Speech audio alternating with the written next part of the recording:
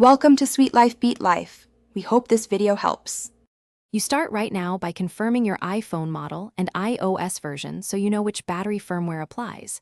Back up the device to iCloud or Finder. Once done, make sure the backup completes. Charge to over 20% or plug in a light.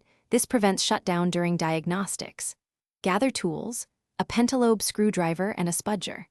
These first steps avoid data loss and allow safe disassembly. Do not proceed until backup and charge are verified. Once done with prep, check settings battery health and read the unverified message. Note any serial mismatch. Power the iPhone fully off. Remove the display gently, work slowly to avoid tearing flex cables, and disconnect the battery connector.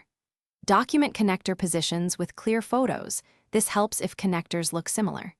Install a genuine or correctly matched replacement battery, seat it fully, reconnect the battery and display. Then torque. After reassembly, boot the iPhone and check battery health.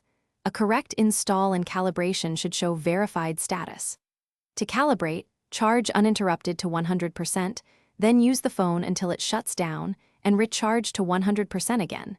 This helps the system measure capacity accurately.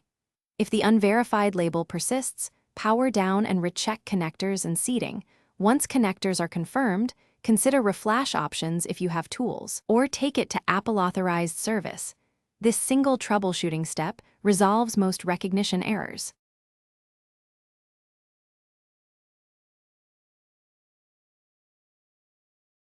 Thanks for watching. Consider subscribing if we helped you.